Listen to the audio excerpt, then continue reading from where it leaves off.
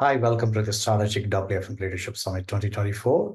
This is being the first event of GWFM. 2024 priorities and trends, rethinking of WFM leaders' role in the organization. Today, we're going to have a great session with the thought leaders and experts who have been known as great leaders in the market. We have Ajay, Senior Vice President, WFM from Brazil.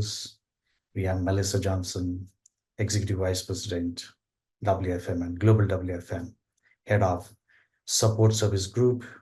We have Abhijit, Global WFM Head of Sutherland, and we have Niles Bess, Director, Global Workforce Planning, Head of Autodesk. What an eminent speakers today to talk about the trends and priorities for 2024. Most of us wonder where we heading towards. Are we really doing good? Is the recession going to come up, or market is going to grow quickly? Everyone is curious to know and understand. Today we're going to talk about something very essential and need for the hour in the beginning of the year. This will definitely give us great learning and huge takeaways. In fact, when GWFM did the research and survey, we found that some of the trends that 9 trends that we found, these are the trends where I focus on optimization. Most of the organizations now looking to optimize talent, looking at a low cost labor and lesser cost location to optimize, and so that they take care of the gross margin and profitability in mind.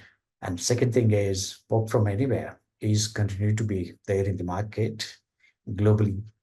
However, most of the companies insisting on the hybrid work model because of the productivity and efficiency improvement. Also, this will help many organizations to look at employee engagement, learning and skilling and upskilling, so that they're retained and they're going to create better economic value to the company. Next one is investing in digitizing and AI adoption. Digitizing and AI adoption is becoming a common now. We have been talking since last few years. Now is the time every organization is looking at adoption, whether you like it or not. Most of the companies would want to do it. If you don't digitize and if you don't adopt the AI, you may not get the business, you may not service the clients what they're really looking for. Every client is looking at next level generation of solutions where AI adoption and digitizing is something very important. The first thing that in WFM you got to digitize and make sure that in a business process people are aligned. If they're not, we may not be able to provide great solutions for the clients and grow the business. Next one is, we all know that productivity and efficiency is a high focus where we work long hours, but how do we really get team, employees, people in the organization to improve the productivity? Productivity powerhouse is what everyone is looking at it. And every organization is looking at skilling and upskilling to stay relevant for now and future. Future is where? Now. Our future is now.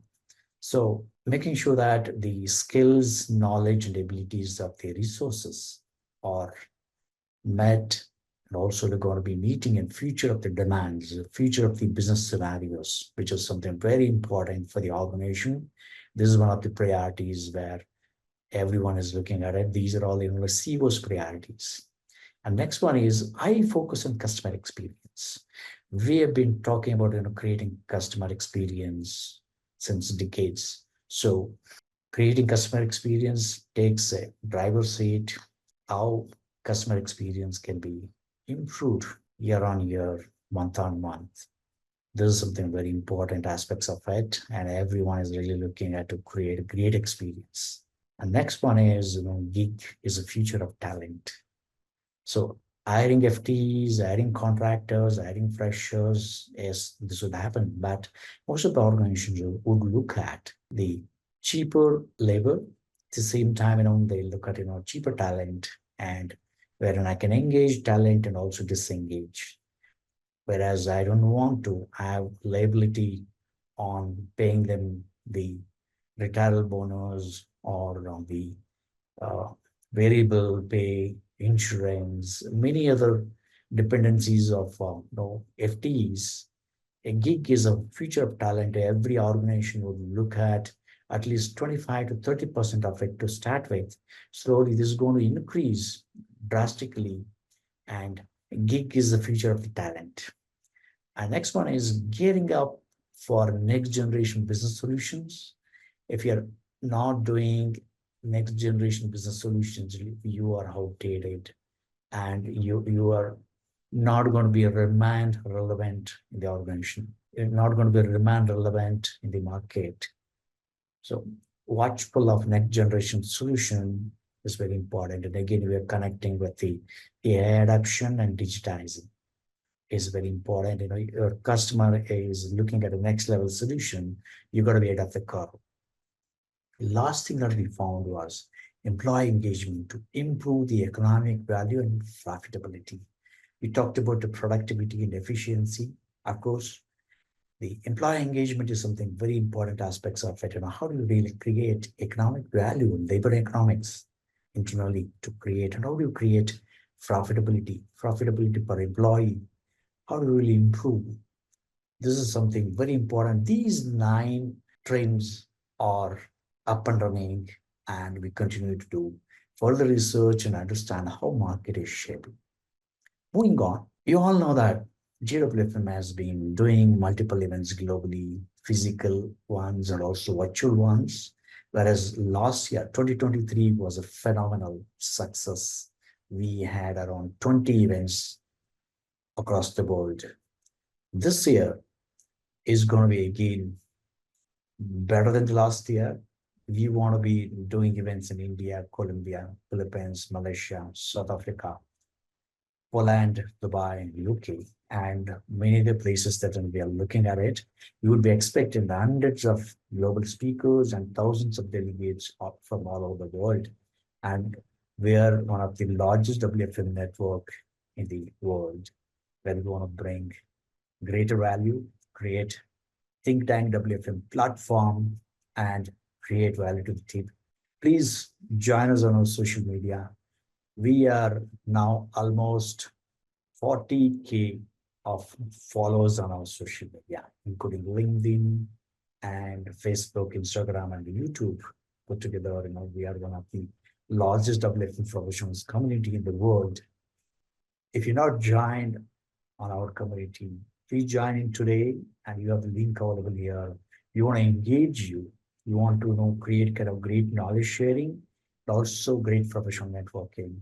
GWFM is creating value as a WFM think tank platform where we continue to bring value and greater learning experiences with our speakers, sponsors, and also the participants. Moving on, we have another event planned in this month. This is happening in the next week, 20th of February. If you're not registered for this event, please register.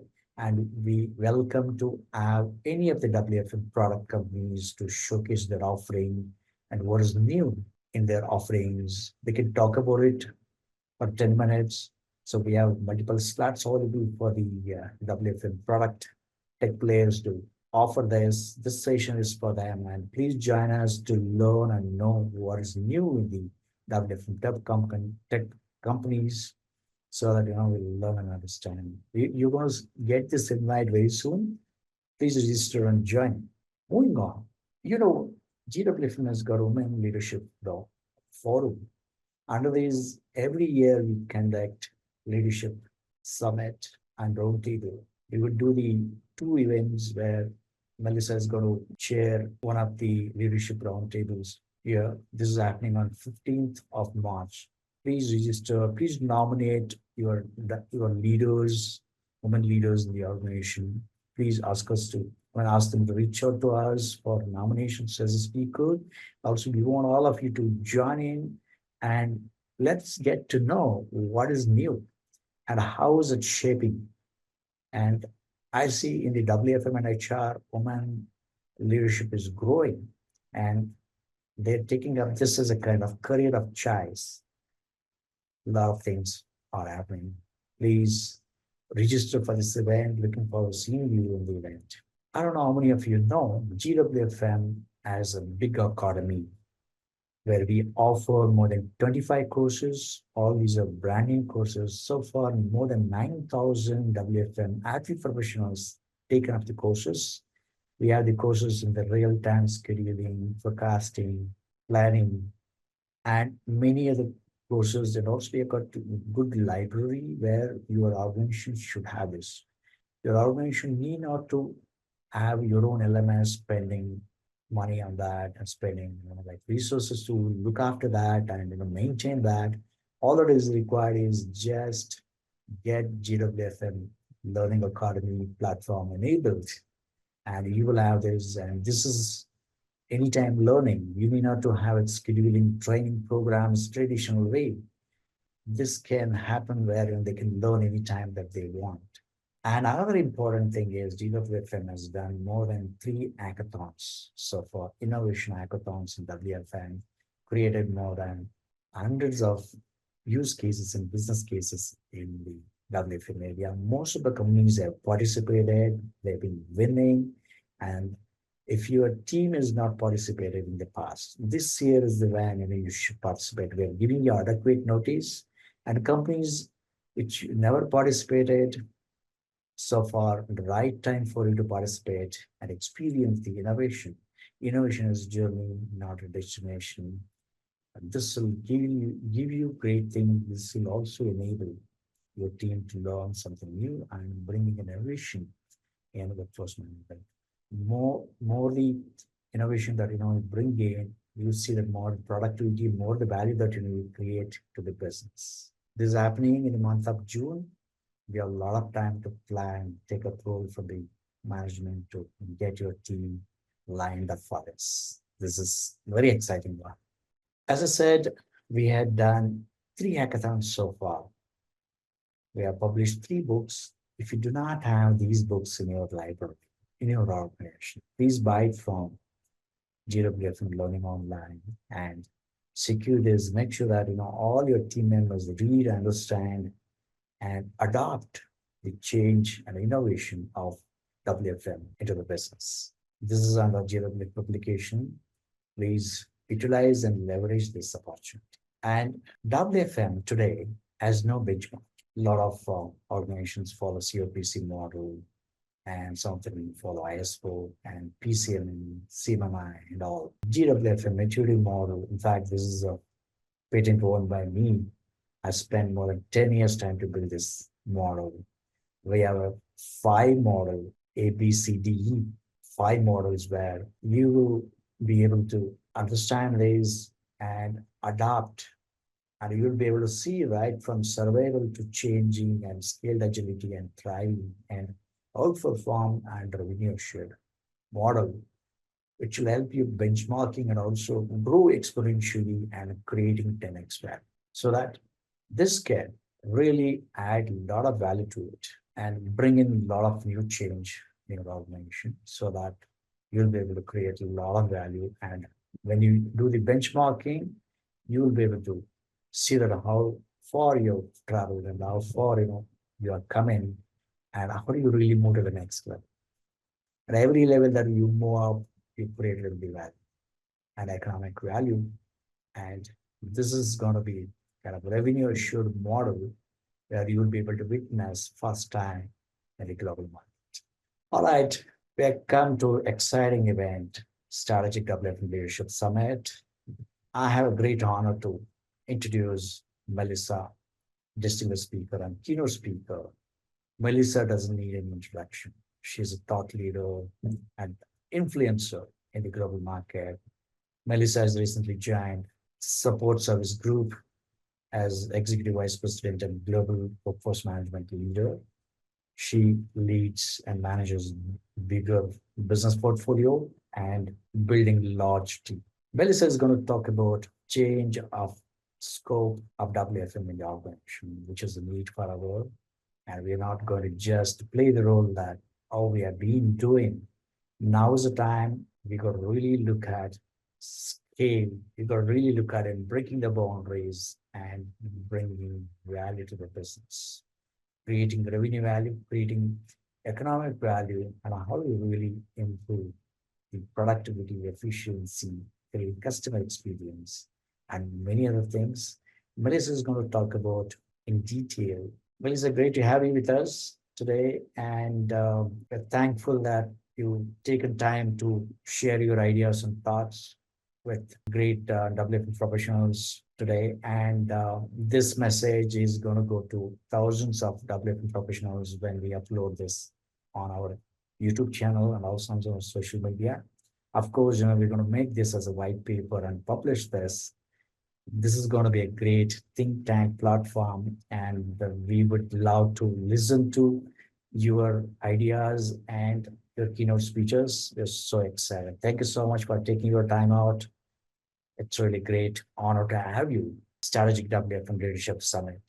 Over to you, Melissa. What makes this group so special is for our profession, this is a place that we can come together, explore ideas, we can support each other, we continue to educate WFM professionals to grow our profession even more. I mean, many of us are competitors, like we sit across different organizations, or we're on the client side and we're in a captive. But when we come to GWFM, we're just all together. We're just here on exploring what WFM is all about. So today, I was really excited to talk about this, because when you talk about what is the change in scope, like, we are global WFM leaders. Like, that's a mouthful. I mean, workforce management, what does it even mean anymore? And you think about what you tell people you do. Like, if you remember your elevator pitches, you remember back when you started your career and they would say, what do you do for a living? And you would say, I'm in workforce management. And they would say, what is workforce management? What did you used to say? Like, what was your elevator pitch? I mean, we all know the standard. It's putting the right people at the right place at the right time. And then we elaborated it. It was supposed to be the right people at the right place at the right time, at the right cost, at the right skill. And we just kept on adding on to this elevator pitch. But that's not really workforce management anymore. And throughout our history, we've just kind of transformed from manual processes and administration to like sophisticated technology-driven solutions, if we're lucky. But we've not only shifted from scheduling and attendance, but we've shifted in our roles to what is expected of us in WFM. So before we dive in, I did actually want to take a little talk down memory lane. Not for me, because obviously I've only been in workforce just a little bit of time because I'm so young. No, I'm just kidding. First of all, a little trivia question. You can Google it if you want, but does anyone know what the first WFM software was? And it might surprise you, because this software is actually not really synonymous with WFM anymore. So in 1970s, it was Kronos, was the very first launch of a true WFM software system. But in the early years, it was just really focused on manual process, paper-based systems. And I actually remember what I now know was really my first workforce management job. When I turned 18, I became a restaurant manager. And so for several years in restaurants, I remember sitting down and we would have our projected revenue per half hour. And then we had a guide of how many people you needed for that revenue. So I learned how to forecast. And then you had to write your schedules on these big sheets of paper that were like this long, and you would draw the arrows across. And then I even learned a little bit about routing, because at that time, as your staff dropped, you would cross-train your employees to go expand their role into different roles. And I think about how that really prepared me for this world that we're in now, is learning from the basics. So as we've developed, then we went into the introduction of software systems, and we all got, EWFM and Blue Pumpkin and all the systems of the past. And the systems got more elaborate. They all bought each other. They merged with the telephony systems and became bigger and more elaborate. And as they did, we lost some of the core value of our profession if you didn't keep your team really trained on what those numbers meant. And then we started integrating into HR systems, which I thought was a great purpose of our time together, because when we merged with HR systems, we learned that it wasn't just about numbers, it was people. And if you guys have heard me talk before, we manage humans, not robots. So our connection to HR and people is very important for our field. And then we focused on the employee experience. And now we're into cloud-based systems and automation. And now technology has just accelerated what's expected of us every day.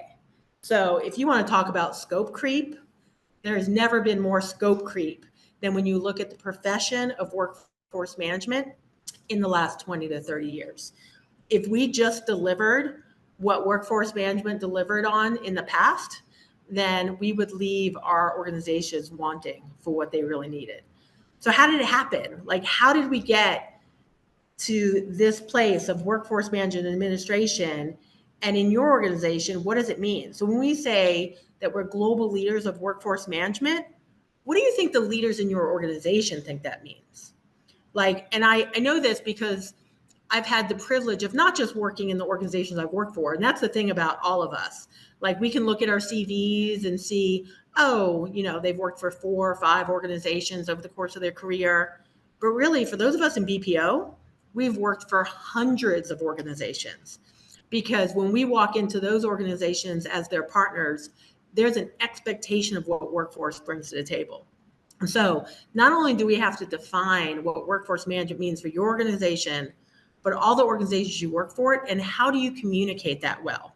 So as the business has shifted, so has we. And there's a hunger for technology to accelerate that change. Like, now that technology is here and AI is here, they think everything we do can be automated. So that's part of what we have to talk about, as the whole world is saying the same thing. If they need something, they say, ask WFM. Does WFM have that? And more, they're looking to WFM to really provide more than just insights, more than just a report. So what I want to focus on, again, to come back to the question, what is the scope of WFM in organizations today? What do you need to be successful to drive the organization? So I want to focus on 3 core characteristics that they're essential for your WFM organization, and that is reliability, collaboration, and empowerment. So I want to explore those a little more together.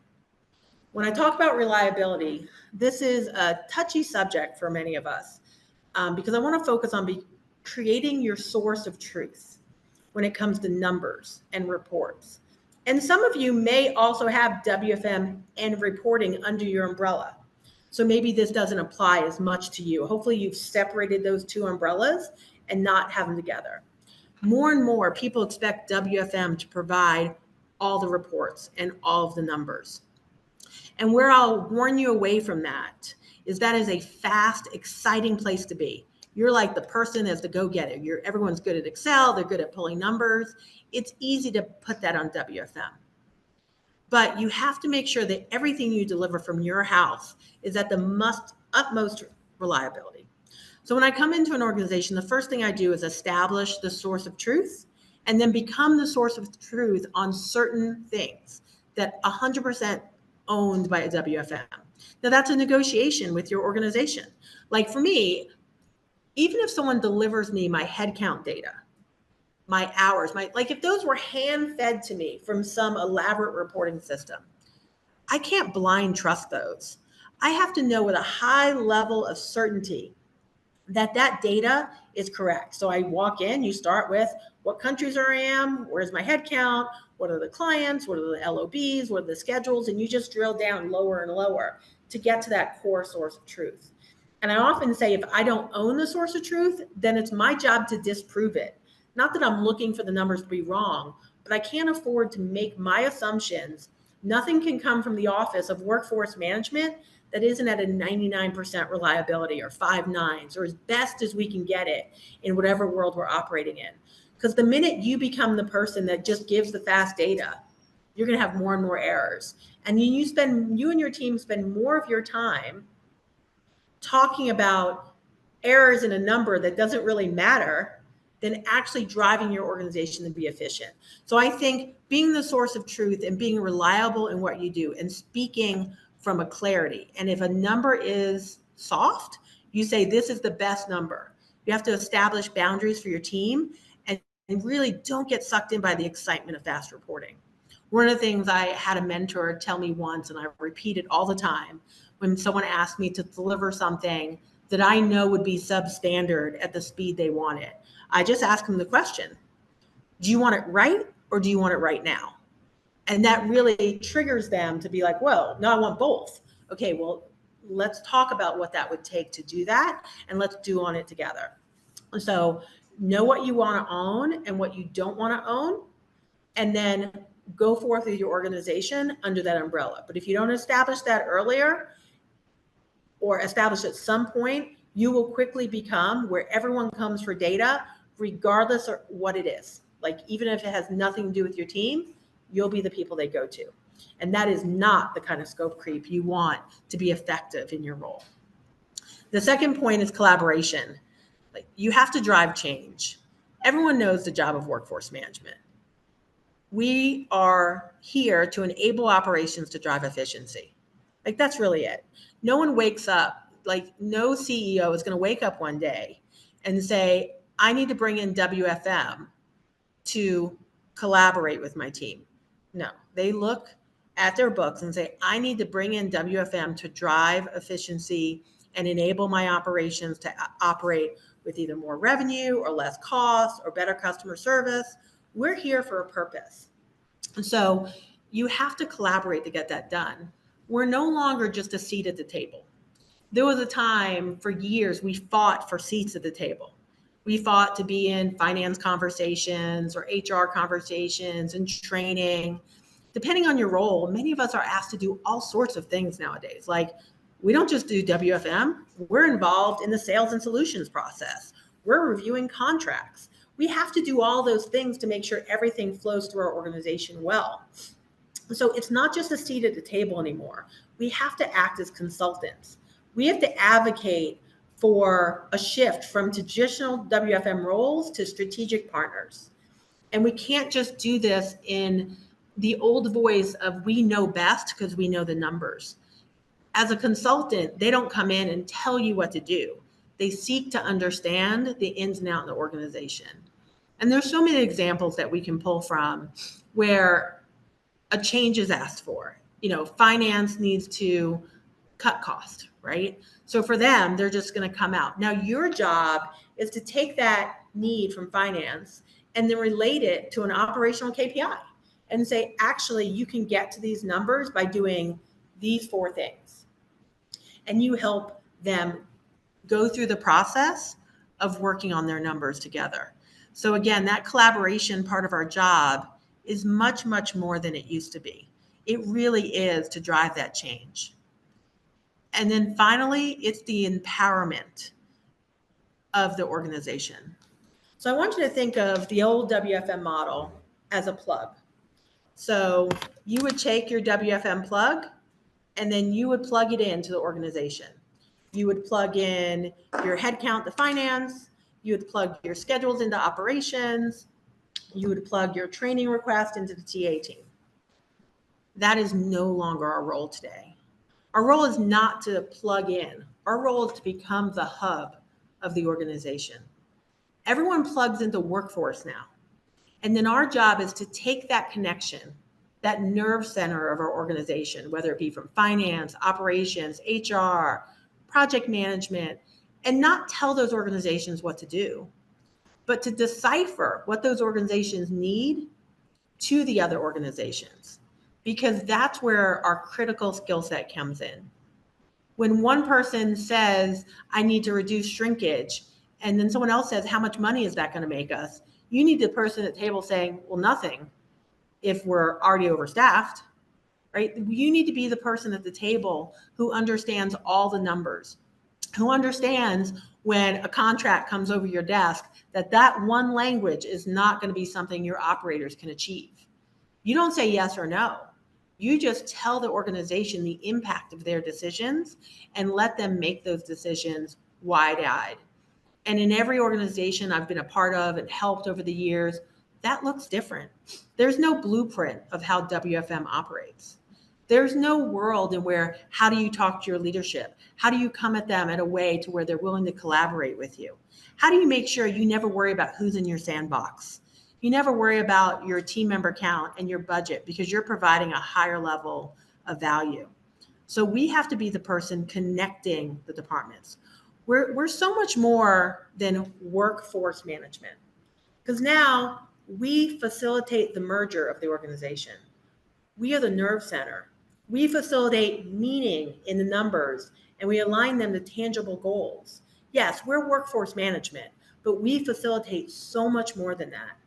So today, as we explore this roundtable together and we talk about technology and all the things that we do in our job, I just want you guys to remember that you sit in a seat that is so meaningful for your organizations and needs to be so much more than your scope, but needs to be your voice of understanding. So again, anytime you hear the word workforce management, I want you to think we facilitate, and then what is it that you're facilitating in that meeting? What are you there to do? And how do you bring that organization to more efficiency and bring more value to what you do every day? So with that, I will hand it over to Jay and hear questions from you all. Thank you. Thanks, Melissa. Now we will kickstart the panel discussion where Jay is going to moderate the session. And I think I see some of the questions now. Like Melissa, would you like to take any of questions, or we'll park it during the panel discussion, question and answer session? Yeah, absolutely. Okay. I'll be happy to avoid on Jay. Any questions for me? Okay. Yeah. I see some of the questions already, like raised here. One of the questions, please let me know about long-term forecasting when we don't have enough of historical data. Absolutely. Do you want me to take that one? I think long-term forecasting is one of my passions. My first workforce management job was a capacity planner. And it always surprises me when I go to support organizations and it's not a role they have. So I think you start with assumptions of what you do know. I mean, that's the basics. A capacity plan is not a once and done document. It is continually evolving as you know more. Like for instance, if you put in your best assumptions and you said you were overstaffed and then you came in understaffed, what assumption was wrong? So I think you have to be able to just evolve the plan and continue to learn from what's going on. If you don't ever ask the operators and ask how business is going, my capacity plan says you're overstaffed by 100 people. Are you idle? Are you not idle? Like, I think that's the big trick with planning when you don't have data. You start with the data you have. You start with assumptions that you know happen every day, even if you have to eventually make it longer. But like one thing you can start with, which is much more important than sometimes the forecast, is forecasting your future staff. So if you don't take your future staff from where it is and know about your attrition and your PTO and all the things you know, that's already going to be a huge part of the job you do in the planning exercise. Thanks, Melissa. Check if there are any questions. And while we move on to the session, so would you like to answer anything from you, Niles and Abhi? The same question you want to share from your point of view? Sure. Thinking about the same question, definitely I agree with everything that Melissa said, and I want to give a perspective of long-term forecasting on kind of non-traditional contact center type, large group type roles, right? More professional roles, being able to take the data that you have, but really getting a benchmark of where you are today and finding the correlations the appropriate correlations and leveraging gearing ratios, right? To kind of create a baseline. And then over time, to her point, over time, you're able to really understand what you have and then build a more sure forecast, which is what I like to call closing that variance or closing the alligator mouth, right? But you set that expectations, you manage the expectations of those looking for the information. Thanks, Niles. Abhi, you want to share it if you like to? Otherwise, yeah, why not? See, how do you build forecasts when you don't have any kind of historical information, right? So I do agree with whatever Melissa said, what Niles said as well, absolutely to the point. I would go one step further. Now, if I don't have historical information, what do? I will absolutely go across and try and study my client. You know, what are kind of products that they have? What are the kind of streams that they have inviting people to contact them? Is it email? Is it chat? Is it voice? Is it just a back office letter, correspondence? We find that out. How many work streams can you contact the client on?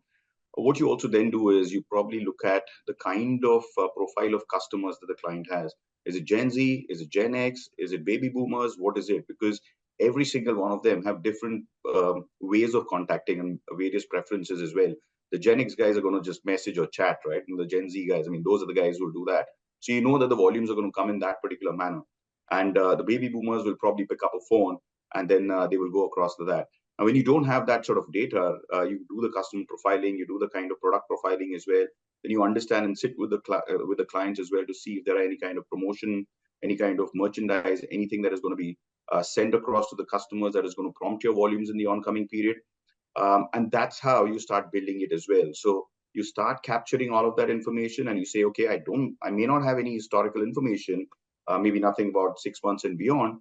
Do I have something for a month? Do I have something for a quarter? If yes, that's going to be my starting point.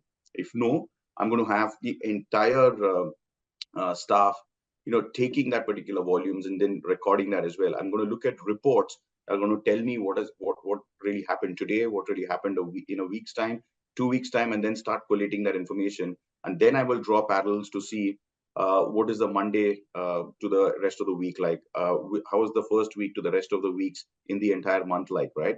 And how is the first quarter of the year to the rest of the year? And then I will start getting patterns.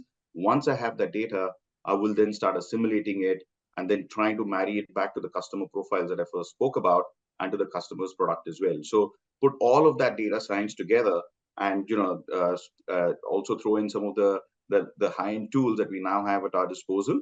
Use them to create that logic and then build some of those caricatures for us. And then that's how we'll probably jump on and get those forecasts to go from here on.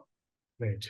Yeah, I've always said, guys, that, forecasting is like the difference between forecasting and scheduling is forecasting is like cooking and scheduling is like baking, right? It's more of an art than a science. And that's where it really builds over time as you get more and more knowledge. Absolutely. Very well mentioned. So while we have other questions, we'll park these questions and I will take it at the end. So now I invite Jay Parekh, is a Senior Vice President, WFM and Global WFM Head of Results. Jay comes with more than 2 decades of experience. The influencers in the global industries. And Jay is one of the thought leaders where he leads by examples and he has mentored and nurtured many leaders in the industries. And Jay always speaks of thought leadership in WFM and how to really create influence within the organization and external as well. So great to have you with us, Jay, with us to moderate. We have very exciting topics and to have this, we have very interesting panelists. We have Niles from Autodesk. He is the global workforce planning for Autodesk, and we have Abhishek, is a global head of Sutherlands. Great to have, and Melissa, of course, is going to be there with us. Great to have all of you to be participating and sharing your insights. Of course, we're going to have a good number of questions at the end from the participants to have. Let's have a great conversational discussion. With this, I invite Jay. Jay, can we have you? Absolutely. Hey guys, can you guys hear me okay? Yes. Yes, Jay. No, I'm assuming we have, but don't want to assume. We have done the introduction. Good to have like detailed introduction, something to know what is new from each leader's perspective. I mean, that is something that very exciting to know for everyone. Besides my introduction to all the speakers, good to hear from all of them what is new and something. I mean, Melissa has joined a new organization, and Nels is the first one. Was first time joining in, and Abhi has done phenomenal work in digitizing WFM. I mean, good to know something what is new in each one of them. Yeah. I'm sure Avi has been up to a lot of chaos in Sutherland for sure. So I'm looking forward to hearing from him and how things have progressed, over the last several years. I know he's been working with the team and leading the team diligently there. So really, really excited to hear about his perspective and where he's kind of gone up to. Now, Sada, it's our first interaction, so very nice connecting with you. Melissa, I know we've chatted a few times, so looking forward to our continued engagement. So, like Shiva said, so what's new with you guys and with your organization? Let's kind of start with that, and then I'll go into the questions that I shared across with you guys, right? So let me call on Niall, since you are first time joining, so we'll give you the first preference instead of ladies first normally that I would do. No worries. Thank you so much, Jay. Just a little quick context and background on myself. I've been in the workforce management planning space well over 20 years. That's all I'll say, 20 plus, right? So many different industries, the telecommunications industry, .com retail industry, travel and tourism. A nice long stint inside of financial services, and now in tech with Autodesk.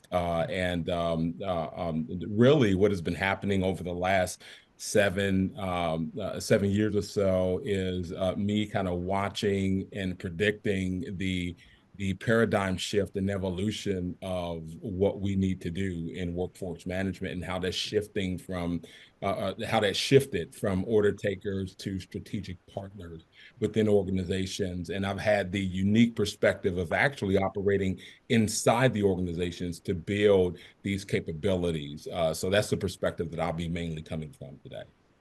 Awesome. Exciting. And seems like you've been around a good bit. So, I'm glad none of us are carbon dating ourselves, so which is always a wonderful thing. There you go.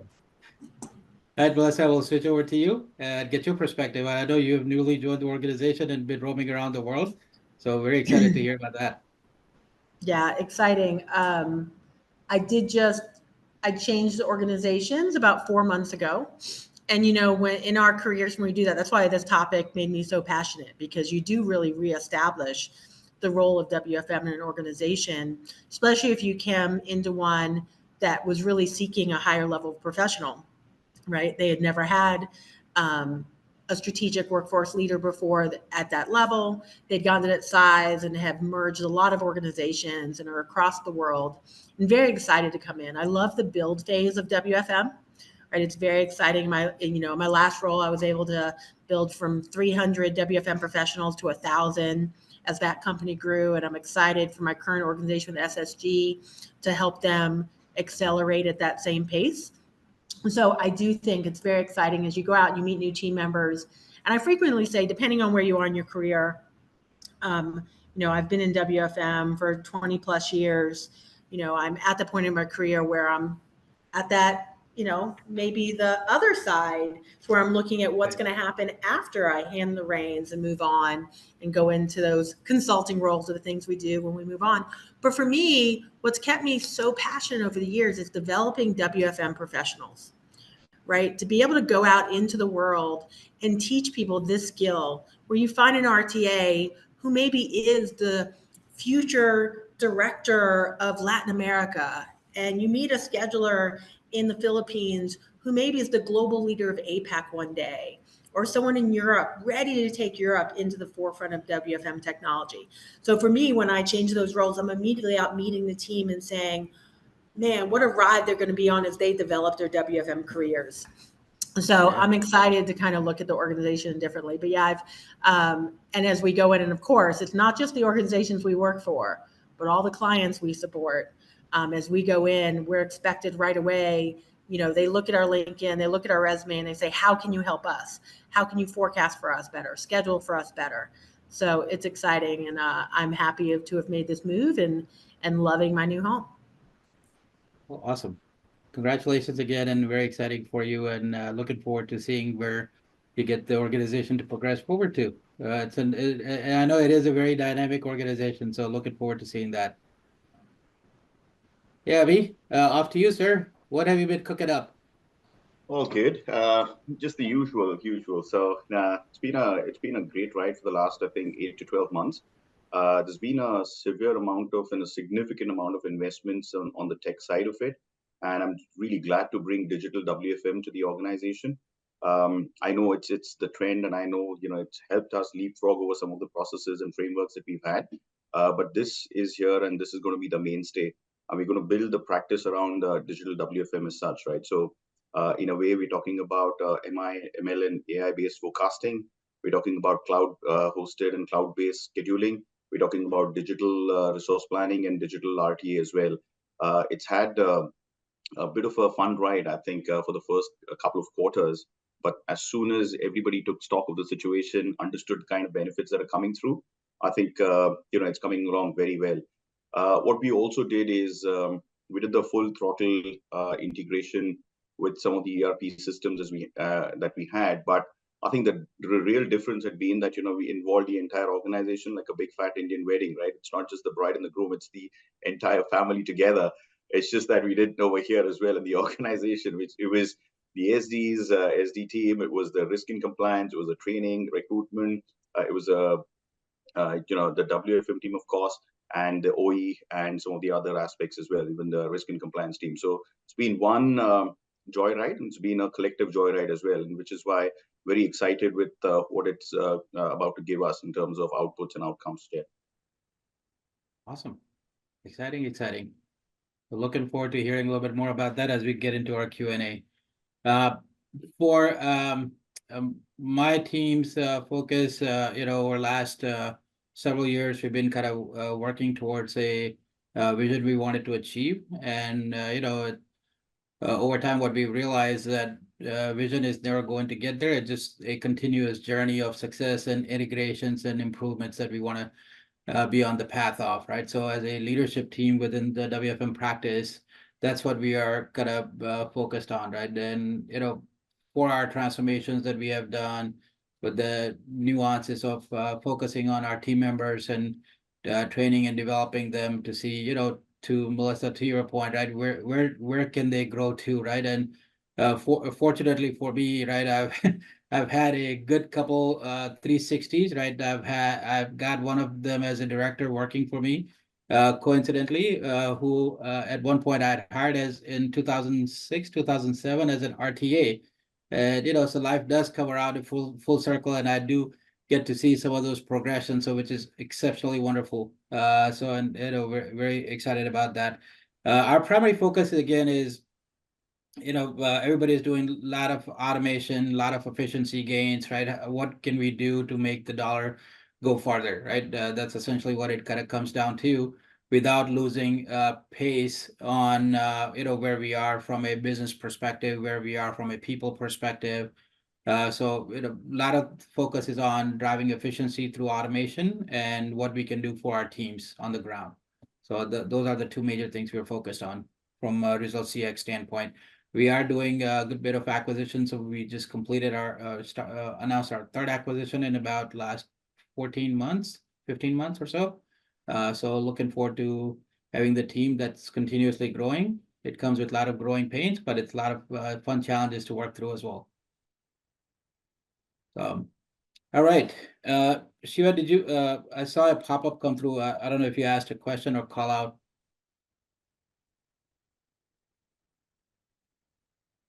We can continue with the questions to the panelists, and we can answer these questions from the audience a little later at the end, Jay.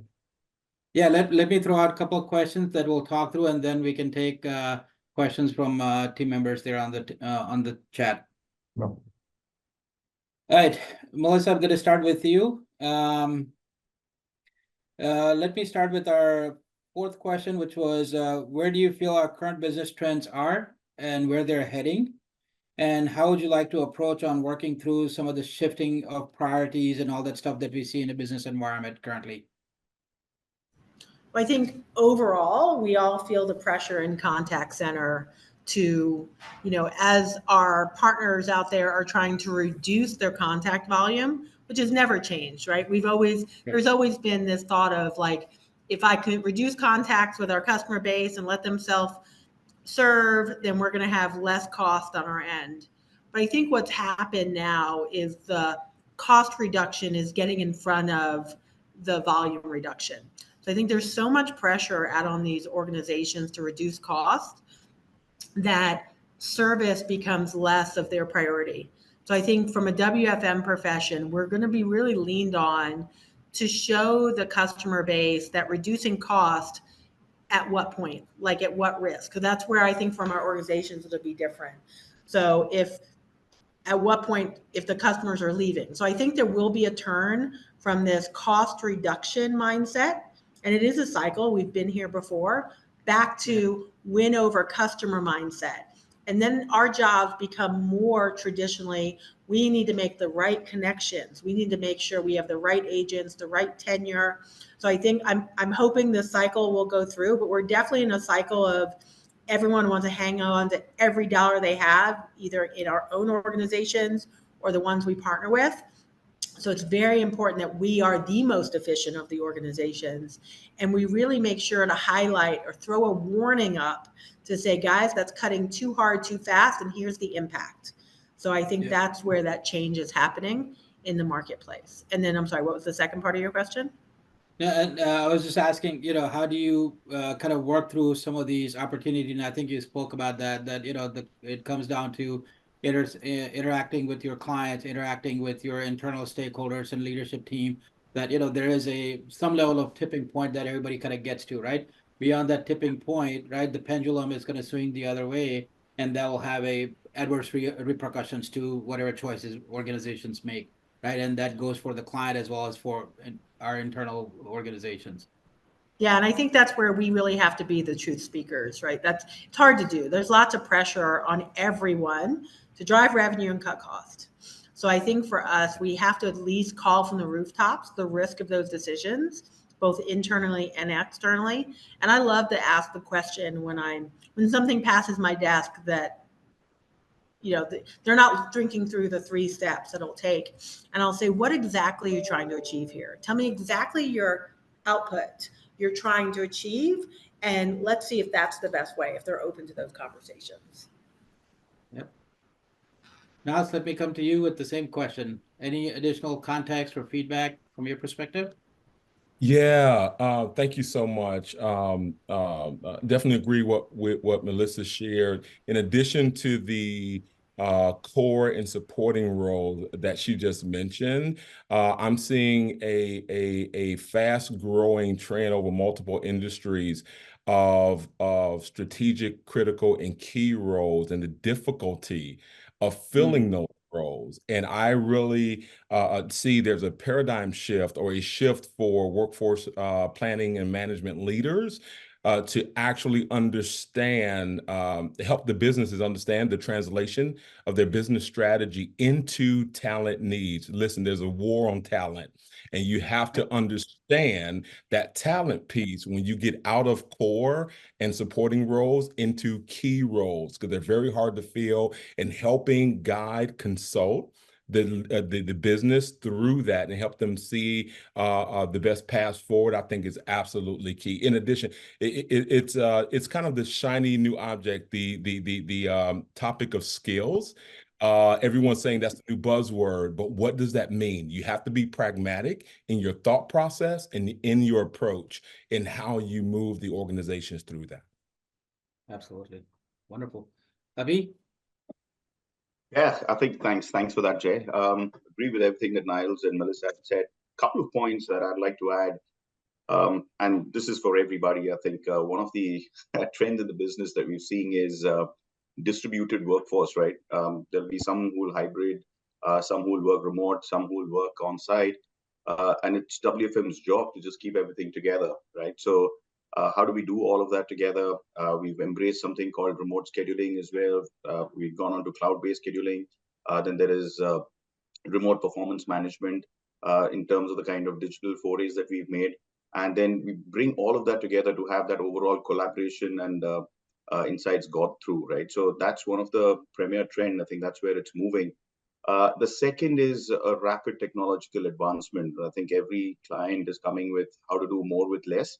And the only place that they're ready to invest is in technology, right? So we want some kind of technological advancements as well. And then that's where we've got to seriously look at how do we up the WFM game in that as well. And that's why some of the forays into the digital WFM space that I was speaking about. The third thing that I think we're seeing very, very clearly coming out is it's no longer, employee centricism. It's no longer employee morale. Now it's about wellness, right? So it's the big coining term that is coming through is about the employee wellness and the well-being of employees. So I suspect WFM plays a very, very crucial role in this. That's the reason why we employed and we invested in the overall cloud-based scheduling as well, which brings about the kind of flexibility to our people. Now they can access their schedule at the click of a button via their phone. They don't have to log in into any particular domain of that belongs to the company as such, right? So that's given them flexibility. They've got multiple choices to pick and choose their schedules. They can do schedule shifts, options, everything of that sort. We've also run the schedules as per some of the preferences that they would have as well. So all of that is coming in thick and fast, right? What's that done is it's really galvanized and harnessed some of that wellness that we were trying to float, and it has helped us retain employees as well, and therefore make a very positive dent on the overall labor turnover costs as such, Jay. So I think that's the third trend that we are seeing, and the fourth one, I don't suppose it's a new trend. It's been there for the longest time, ever since this industry came through. But it's about how WFM now more and more contributes towards profitability, right, and towards the finances as well and the financial conversations. You just cannot elude and escape any kind of financial conversations as a WFM leader. So what are we trying to do towards that? So it's a 4 or a 5-pronged strategy that we're employing, Jay. The first one being investments in ML and AI based technology to do our forecasting models as well.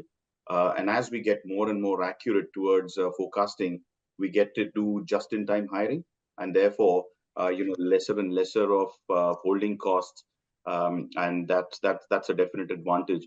We also don't block seats anymore because of that just in time hiring, and therefore the overheads is much reduced as such, right? So that's the second piece.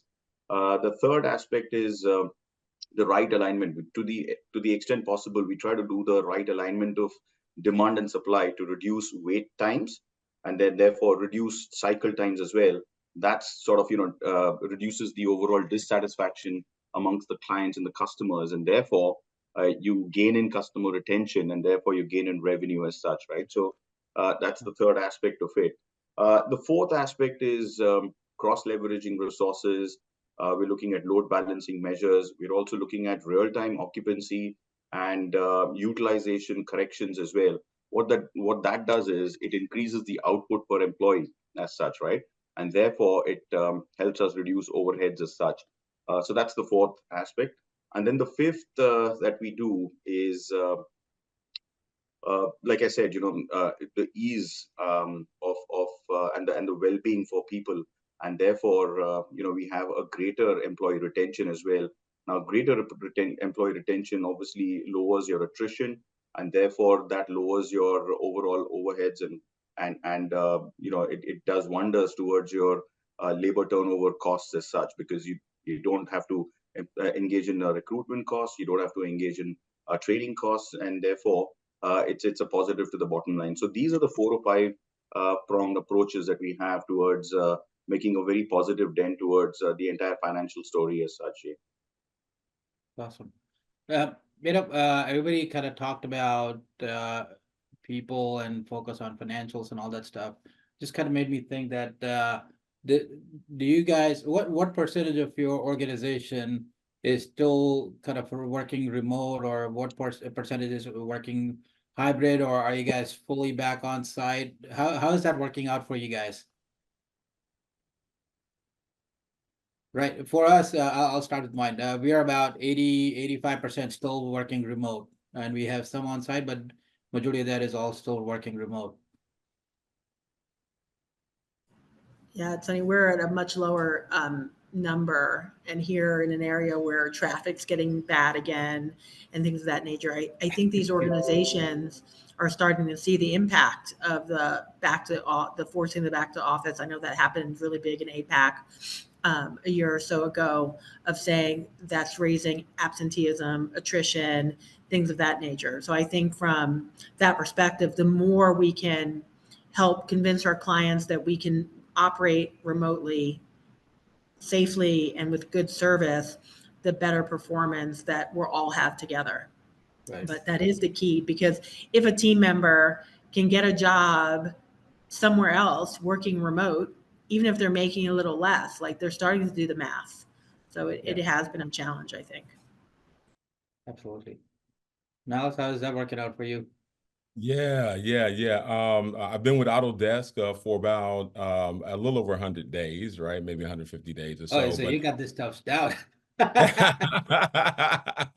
Yeah, but what I can say, what I do know is that I believe we are a hybrid first organization right now, right? Which is the main thing, which is good. But the main thing is solving for the collaboration piece. Right. So, which I think is absolutely a key thing when you're looking to kind of do the cross-functional teams and influence and all of those pieces. Right. So we're working through that. We have a mix of hybrid, remote, and some on site as well. Right. But I believe we're hybrid first, and it seems to be working extremely well. Nice. Avi, how are you guys looking? Yeah, so we started at the percentage that you probably quoted for yourself, I think your organization, Jay, and we're slowly moving towards the hybrid and towards the more on-site model as such. So that's probably come to about 30-70 now, 30 work from site and 70 still working from home. But that's predominantly manifested by some of our clients. It may not be our choice, but it's some of the clients who want people back in their offices as such. It's also different for different sectors and different industries. The banking guys would definitely want everybody back as soon as possible, right? So they're the ones who probably are galvanizing some of this, followed by the retail folks as well. So it depends on what particular sector that you belong to, and then that's the one that is probably calling the people back inside. But it predominantly, like I said, depends on the client's preferences. Yeah, makes a lot of sense. All right, let me do one more question, and then we'll take some questions from the group. Since all of us on the call have a lot of experience, again, not carbon dating anybody, but I say between four of us easily, we have 80 some odd years of experience. I'll just kind of leave it at that. You probably need 60 out of that, Jay. Say what? You would probably have 60 out of that 80. Right. Thanks. Remind me to appreciate that in person when I see you in Mumbai next time. No, so the question I had was, from where you guys have seen the industry to be and where you were, from where we were 10 years ago to where we were pre-pandemic, right? And where things are coming out of, pandemic to whatever level we have kind of come out to. How have you seen the leadership for WFM practice evolve, and what has been your experience and approach towards it? So for that, let me go to you, Niles, first, and then Abhi, I'll come to you, and then Mel, I'll come to you. Melissa, sorry. Yeah, thank you so much, Jay. Last 10 years up to pre-pandemic, this is the shift that I've seen. Business leaders have grown more aware of the need for top talent. and the old paradigm of, hey, wherever we're based, that's exactly where we're going to hire. The challenges of that, and not being able to access the global talent market. What I've seen over the last 10 years is workforce's responsibility now to shift into helping the full gamut of the organization, meaning strong partnership with finance, strong partnership with HR, all facets of HR, right? The talent management piece, the fulfillment piece for TA, all those pieces together, the business, legal, right? The more you get into the global space, being able to pull all those things together to really help the businesses understand how they can compete in the market and get the best and the top talent. Even before then, I've seen the shift of them understanding how to articulate their business strategy and understand what talent do they need in order to reach that business strategy in the next 5 to 10 years. Let me tell you, it's still not a strong muscle. That's and that's where I get energized. I get energized helping organizations go through this type of change and evolution. It's an evolution, right? So it's a shift, and you have to be you have to have the fortitude to move a large organization through something like this, right? And know when to how fast to take them. It's the education piece. I've seen a strong hunger and a thirst to understand more, right? They want more than just the buzzwords. They want more than just table stakes. I call table stakes operational workforce planning, which is a head count and cost. They want more than that now because they know that they can't win with what they had 7 years ago. Yeah. Awesome. Avi? Yeah, actually, I couldn't agree more with Niles. I think it's pretty spot on, Niles. I thought I would probably just make one statement, Jay, that how has WFM evolved over the years? What's happened? So I would just say that it's WFM, from being a cost center of the organization, it's become the nerve center of the organization, right? So I think that's a massive step up for WFM, and why not? I think that the fraternity totally deserves it. I think what's WFM been doing over the years is absolutely phenomenal, and which is why it's now parked itself at the center and the front and center of organizational strategy. It devises or contributes towards devising the organization strategy, and is also in the forefront of executing that strategy and all of its objectives as well. If you were to look at very simply, Jay, I mean, what is the organization or any organization bothered about? It's about the 3 Ps, isn't it? It's about people, it's about process, and it's about profitability, right? And some of the stuff that I was talking about on the call, and plus I'll give you some examples as well. WFM bang on impacts each of these and quite significantly, right? In terms of people, when I say people, it is our own people. It can be your stakeholders, it can be your clients as well. All of the things that we're doing today, WFM is the one that is driving customer experience, right? We're doing ML and AI-based forecasting. Thereby, our projections are absolutely solid. Yeah, we're doing adjusted schedules, we're doing dynamic schedules, and thereby just making sure that the customer experience is absolutely spot on at all the time. So that's a happy customer going away, right? Because of the kind of schedules that I talked about, and the kind of advancements in that, we've got a happy people index as well, right?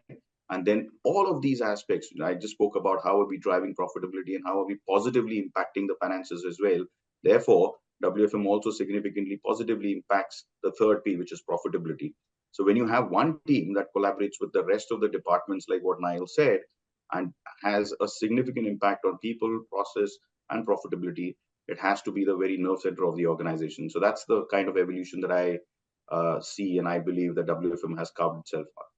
Jay. Awesome. Oh, great call outs and great feedback. Mel, any other call outs from your perspective, or any feedback? Yeah, I mean, absolutely spot on, guys. Like the thing that's changed since the pandemic is we can't live and die by our numbers anymore. We're so much more than that. Numbers are everywhere, data is everywhere. There's, data analytics and all the fancy software that tell them what to look at. But our organizations need our help to understand. And then on top of that, I want to focus on the employee side of the pandemic. Right as this pandemic has ended, our growing workforce of this next generation has no interest in really coming back to work and grinding out in contact centers at 90% occupancy. They have no interest in it. I actually had the experience where my 22-year-old son got a job at a contact center at a BPO. I was so excited to find out how his day-to-day was. And he was just like, I don't feel like I'm providing these customers value. I don't have enough tools. No one listens to me. Like this generation wants to be heard.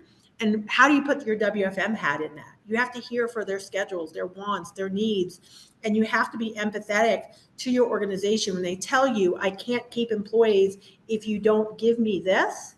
You got to figure it out, right? You've got to stay, if somebody wants all of your customer base in the Philippines to be split schedules, like you have to realize your organization is not going to be able to thrive in that. So I think understanding this workforce, the people coming in right now, as the millennials move more and more into leadership roles and the next generation take over our core agents, and they went through the pandemic. If you think about what these 20-year-olds went through more than the pandemic, the pandemic, 9/11, like they just have had 20 years of one event after another event.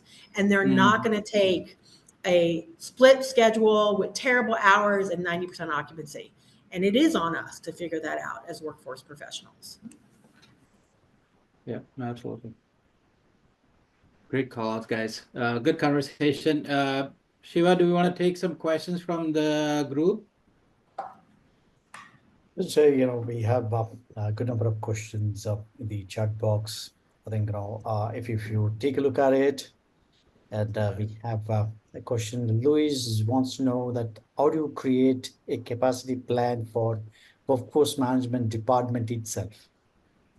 Well, that's a good question. Who wants to go for that? I can take that one.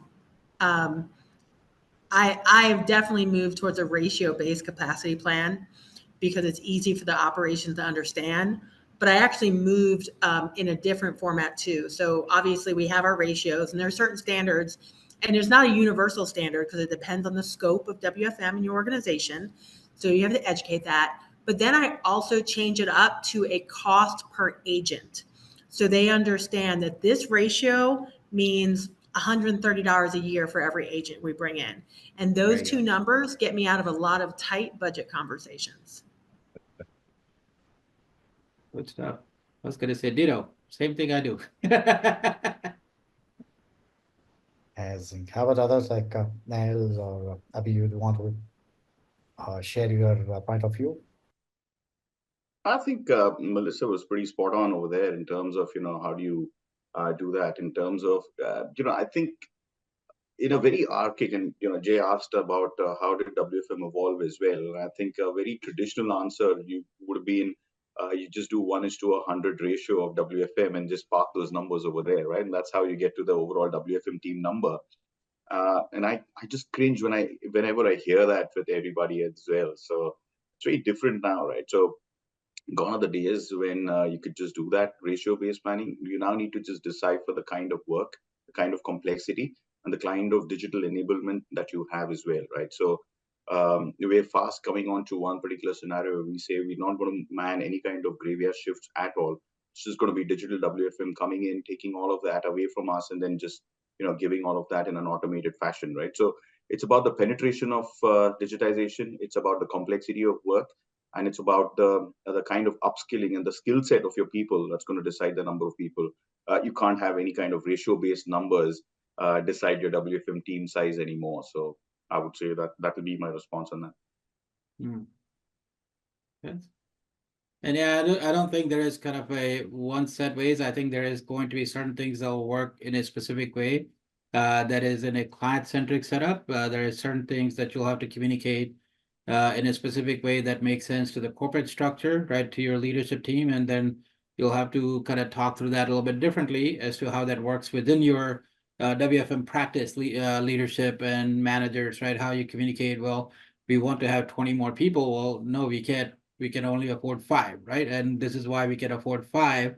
But that context is going to be different for your stakeholders, to your executive team, to your clients, and within your team. All right, another question we have is, what is the best way to predict number and what is the best method? I say use AI/ML forecasting that Abhi is talking about. Easiest answer, yeah. You want to take a shot at that one? Yeah, why not? Yeah. So I think there's no one particular aspect or there's no one particular statistical model that works. So it's not like a one size fits all. I think a very healthy practice that we've been having as well is, you look at which statistical model, whether it's the Hunter-Wolfman model or it's the exponential smoothing model, Winter-Holz, or whichever one, right? So you would look at the kind of data that you have in terms of the historical arrival patterns, and you would just put a statistical modeling onto that, and then you will arrive at which is that statistical model that is closest to that particular program, and you would then probably go across and apply that as well. So there is not a one size fits all kind of a thing, guys. I'm not sure who asked the question, but yeah, I would say you got to explore it across multiple statistical models, and the one that fits it best is the one that you will go with again for that particular program. Yeah, and I'll add to that, and I think we all have our favorites, right, on how we trend data. But the thing you have to add to go from a good forecaster to the great forecaster is understanding your business. I don't know if everyone on this panel remembers the Oprah effect. And maybe our audience have never heard that term, but I was actually working at City Cards during the high impact of the Oprah effect. And every day at 4 o'clock, randomly throughout the month, all of a sudden the lines would blow up. Every line would light up, everyone would call, and no one understood why. Until finally we realized, right before going to a commercial, Oprah would say, call your credit cards and ask for a lower rate.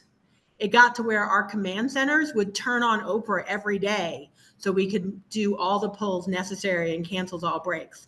So that's the level of knowing. Like if you don't, the best statistical models are only there to give you the math. But if you don't stop to understand that business, you won't understand those outliers.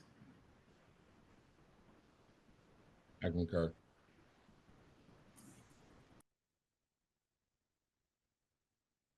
Sorry, I was talking on mute. I was going to say you guys should have reached out to Oprah to stop saying this kind of things, driving chaos in the system.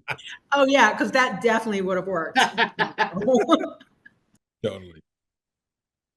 Hey, Queen, no, if I could talk to her, life would be all right. Now that any additional feedback from you? Yeah, no, I agree with everything that was said, right? And to Melissa's point, right, we all have our favorites. The one thing that I would definitely harp on with my teams is, to Melissa's point, understanding the key driver and making sure that if we use a lot of when we were doing discovery in our models, regression type models, right? So I'll make sure, hey, how strong is that R square, right? I would drill my model teams on that because making sure that that correlation is as close as possible so that we have at least some confidence there as we build, and then we use other models as well. But yeah, it's understanding your business. So I agree with everyone. Statement. Awesome. Another question we have is, as a facilitator with many different stakeholders, currently as a WFM leader, we are also deeply involved in different enablement programs with technical leads to support the pipeline opportunities. So would be interested to hear thoughts from the panel on the need for the technical enablement for the WFM team itself. Great question. Yeah. Who wants to take that one? Now, you want to go ahead and give it a go? Sure, absolutely, absolutely. I am a huge believer in having that technical enablement on the workforce management side, especially in very large organizations. I think it's extremely important to be able to effectively translate those technical needs and be the liaison, right, between the business and tech. I can't tell you how many times the things have been prolonged because of the lack of translation there. What does that boil down to? That boils down to collaboration, partnership, but you have to be intentional in from a solution standpoint on the WFM and workforce planning side to have someone in place to help with that, especially if there's going to be ongoing evolution, which if you have technology, there's going to be that, right? So I definitely believe that you need the right skill set to be able to manage the relationships across when it comes to technology, workforce management, and the business. It's kind of three-pronged. Yeah. Abhi or Melissa? Yeah, I I think one of the, sorry, go ahead. for it, Melissa. Go ahead. I think one of the things here that's important about that question is we are asked to come in on technology projects that even maybe aren't workforce management. And it's so critical because, like we've talked about, we are that nerve center, we are that hub. But the problem with our organizations, we're all based on a ratio where we're doing that off the side of our desk. We're asking our managers to manage their full-time job and join project calls.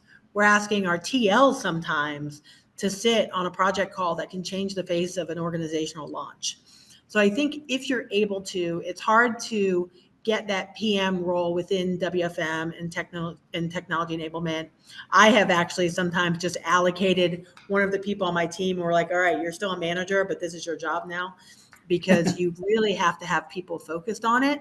And it's very challenging if you don't, because you yourself can only see so much as a leader, and you have to enable your team to ask the right questions and seek to understand and realize IT people are IT people. And they want people to ask them questions to make sure the business requirement document is fully out. But we're all doing this on the side of our desk of our full-time jobs. So I would say, if possible, if you want to really enable your organization, if you can't get a WFM PM role, just create one in the role space you have.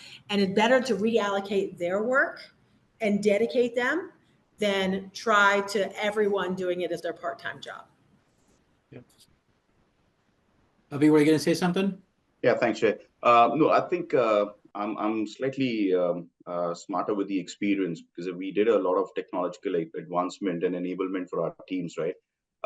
So we have an internal unit itself that is doing all of these and building all of these solutions. But yeah, absolutely. I mean, we couldn't involve anybody and everybody in it.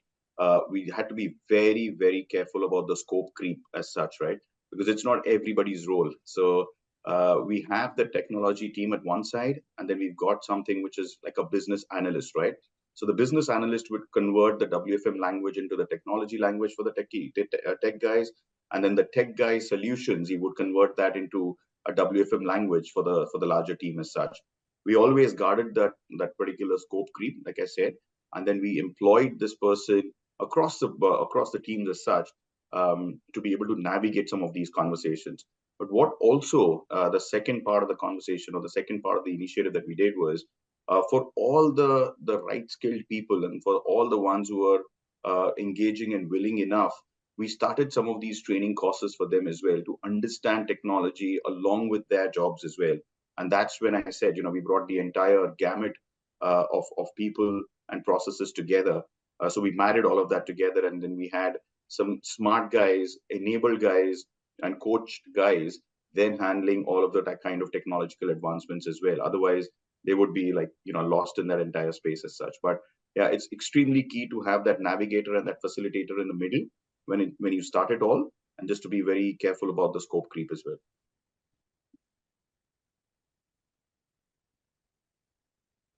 Yeah, no, from my perspective, I think any integration, right, any upstream, downstream impact points that you might have that ultimately impacts our frontline team members. which is essentially where WFM has the largest level of accountability. If I look at Racy Matrix, all that kind of checks box for WFM at some point in their life cycle.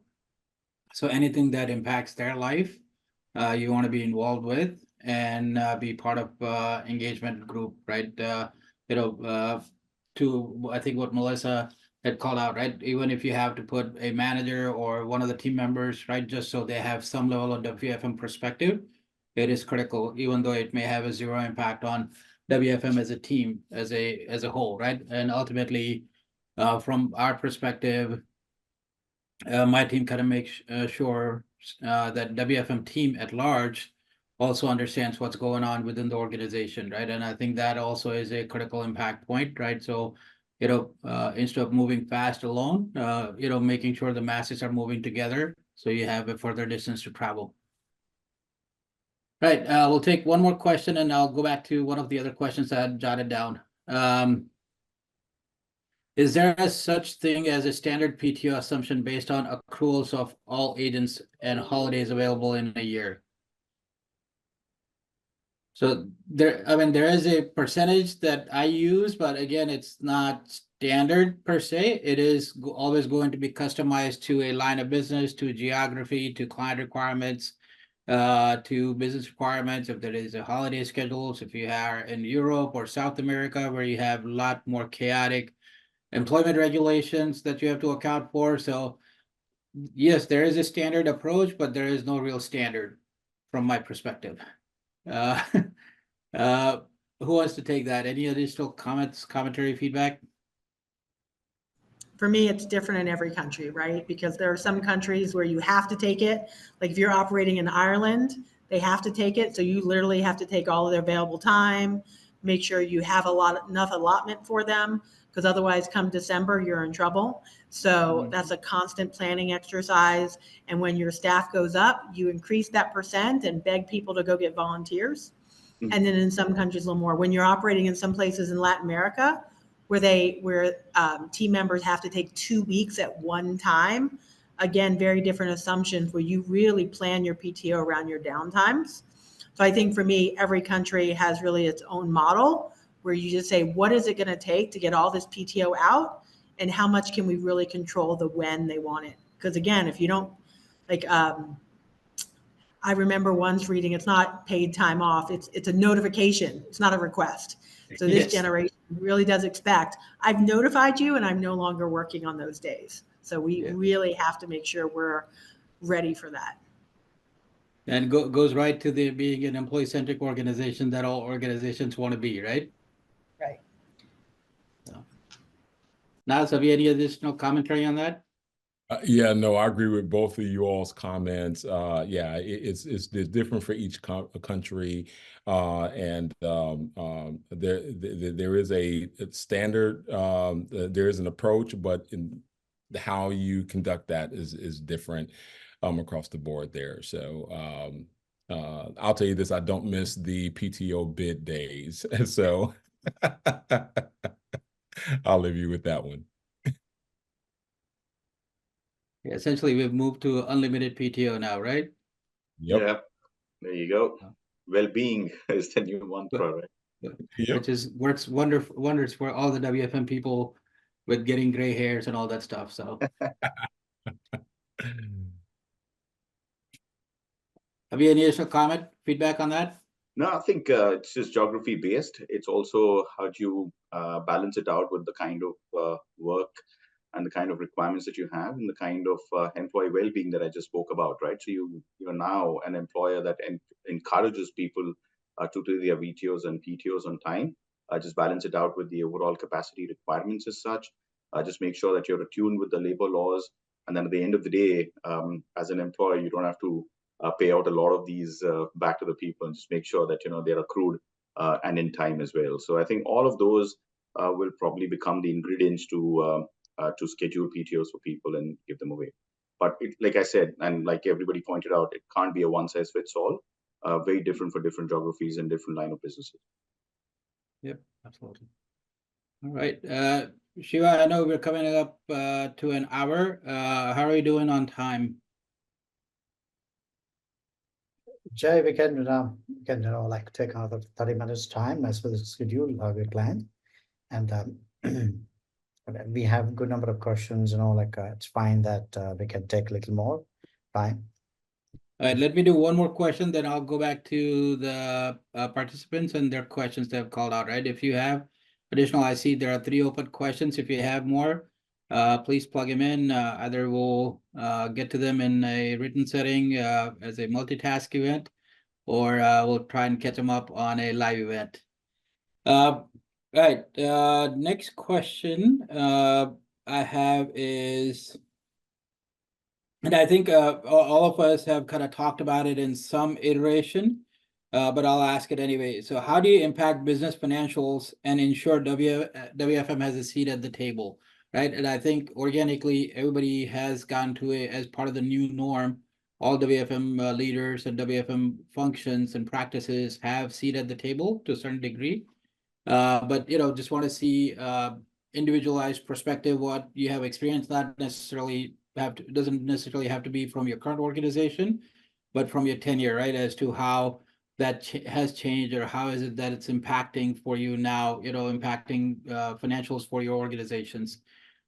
Melissa, I'll come to you first on that, and then Abhi, and then Niles. Absolutely. Thank you. I think it's a great question. It's really about becoming that source of truth for certain things, right? If you want finance to connect with you and to have a seat at the table, then you have to provide them relevant things. You have to change your data into their language. Same thing, if you want to drive the operations, you have to translate that same data with sales. So for me, I'll sit down with that capacity plan and I'll get finances, full year forecast or R12, and say, all right, tell me what you have for a sales projection.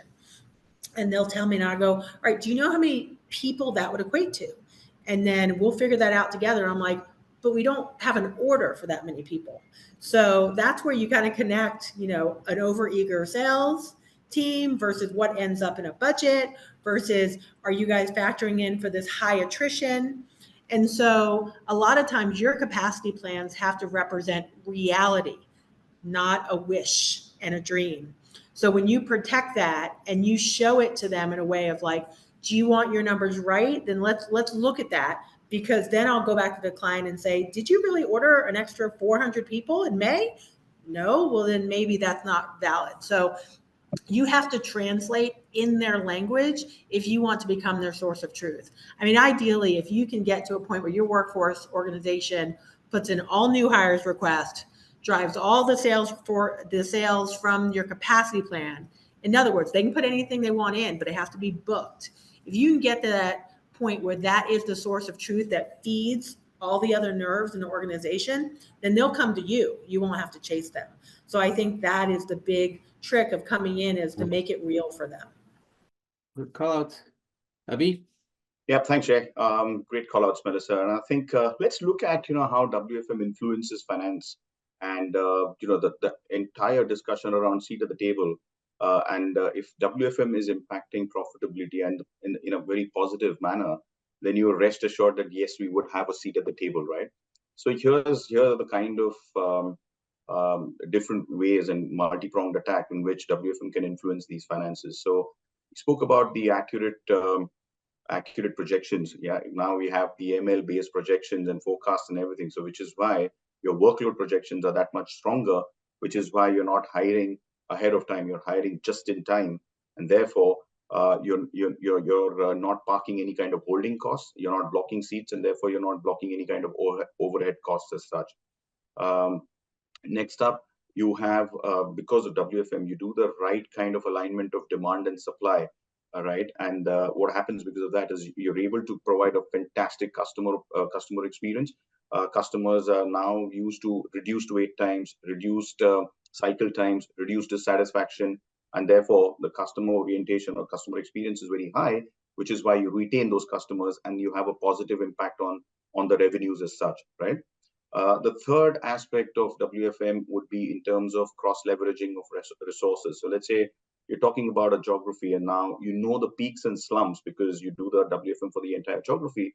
You know the peaks and slumps across every single account, and then you look at the parity between skill sets and parity between people who can be cross-leveraged across the board as well. So cross-leveraging of resources would give you maximum utilization. You would also be doing real-time occupancy corrections, real-time, even utilization corrections to make more and more output per employee, and therefore you're able to reduce some of the overheads as well. And then adaptive scheduling, predictive analytics, that helps you provide a personalized experience to your customers as well. So that's the fourth aspect. And then finally, all of this kind of investments in cloud-based schedules, giving an absolutely strong experience to your employees in terms of their well-being, maintaining their work-life balance, then aligning time for their learning and career development and career advancement. All of that leads to employee retention, and which is why your labor turnover costs are really reduced as well, and thereby your costs on training, on hiring, throughput, etc. All of that are really reduced as well, which is why you're contributing as a unit, as WFM, you're contributing very handsomely towards the bottom line, right? So that's the overall ways and means that you could, as a WFM unit, really impact finances and the finance department in a very positive way. And if you were to do that, and if you were to do that exceptionally well over a period of time, you're rest assured that as a WFM unit, you would definitely have a seat at that table. Yeah, thank you so much. Great call outs, both Melissa and Abhi. The perspective I want to come from is the ability to influence finance really depends on where you sit in the organization. I have workforce management, workforce planning, and you can sit in operations. I've seen it sit in finance itself and in HR. And really what it boils down to, regardless of where you are in the organization, is, do you understand the value proposition, or can you understand and articulate that back to finance? What do I mean, right? The main thing that I've seen over the years that they really care about is cost, and then headcount. What I've seen from a headcount perspective, by de facto of speaking enterprise-wide, right? So I'm coming from an enterprise lens for the entire organization. So that's your contact center in all roles inside the organization. If you are if you're able to really show and understand that value proposition, that's key. And by de facto, finance has had to actually run the headcount calculations absent of HR not being strong in that space. There's a shift that's happening. HR organizations in multiple industries are now starting to bring in the enterprise level expertise for workforce management, workforce planning. Therefore, now there's kind of a shift, and the ability to influence, understand the value proposition, the connective tissue of finance is key, because what has to happen now at the top of the house, from an enterprise perspective, there has to be a collaboration on headcount and all the other dimensions and criteria that goes along with workforce planning, workforce management, forecasting, that have an impact on cost. So where over the years, cost has been the main driver in the budget exercises, right? The annual exercises, that conversation can shift if you can pull together everyone's value prop and get everyone aligned, right, on that path forward.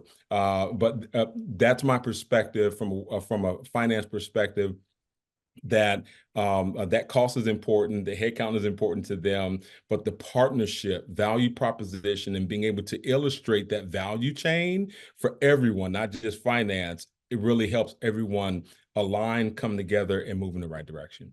Yeah, and if I can just add to that, Jay, I think just going to pick on that value contribution line that Niles has just mentioned. I think WFM is greatly poised to build and year on year, right, to build a very, very strong, scientifically arrived at profit and loss statement, right? So it can build a P&L for the organization year on year. Why? Because where is your revenue coming from? Your revenue is coming from workload. Who forecasts the workload. It's WFM, right? So WFM does the projection of all that workload across multiple accounts, multiple logos, multiple geographies. That's going to be your workload, and therefore, essentially, that's going to be your source of revenue for the entire year, right? Now, uh, to to transact and to do that workload, what is it that you need? You need people who forecasts and who predicts and who calculates the number of people to service that workload. It's again WFM, right? So you get from WFM what's going to be a source of revenue and how much it is going to be. You get from WFM how many people you need to service that. So people is your biggest cost lever, right? Cost metric. So one is people, and then you decide where these people are going to sit as well.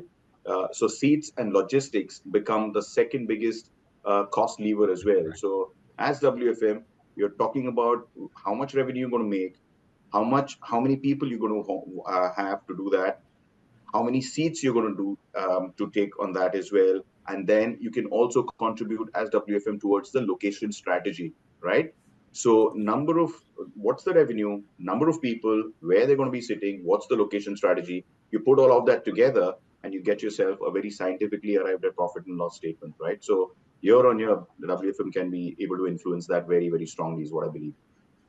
Yeah, and Jay, I'll even add, it's funny because you guys, your answers are they just spark questions in my head. Like we talked about the current role of WFM today, but it sounds like tomorrow, what is it? Like, I'd love to ask a survey out there, Dr. Shiva, maybe in the future, like if you had to pick one, it used to be, it would be finance, right? WFM most closely aligns to finance. But if I asked you that question today, is your role more aligned to HR, to operations, or to finance? Because right now it's all three. And I forgot about facilities, but you're right. That's a large part of what we do.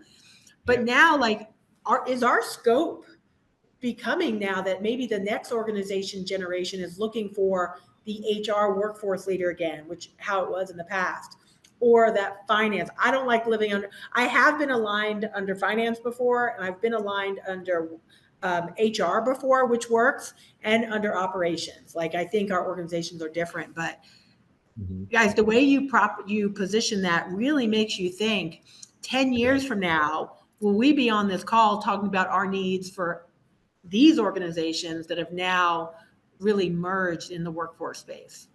Yeah. What is your next WFM, right? Mm-hmm. Yep. Very enticing. Looking forward to see, in another panel discussion we'll have in 3 years or 5 years, and we'll kind of talk about, oh yeah, remember we talked about this in 2024, and we're actually doing it now, or move beyond that. Another question I had jotted down for us was, what are a few of your current challenges and opportunities that you are working through? That may provide some level of absorptions and adoption for others there on the call to take back to their organizations, right? And provide for something of a either philosophical or tactical thought process of something they are doing or something they could be doing differently, or something, a new idea, right?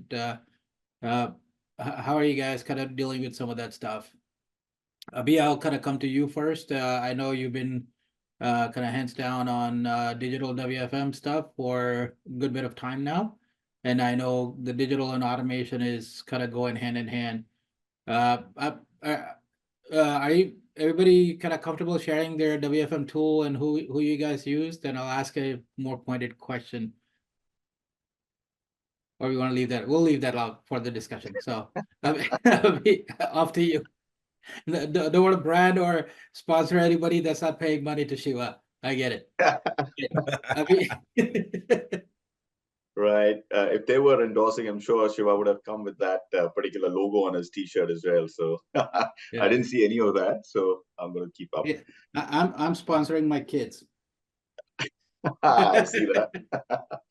All right, cool. No, so you touched upon digital WFM, Jay, and that probably is the panacea for me that is solving all of the issues as such that they're cropping up, right? So the challenges, what are the kind of challenges that we see? I think in the post-COVID world, I think disruption has become the new norm, right? So it is about distributed workforce, it is about remote workforce, it's about hybrid workforce.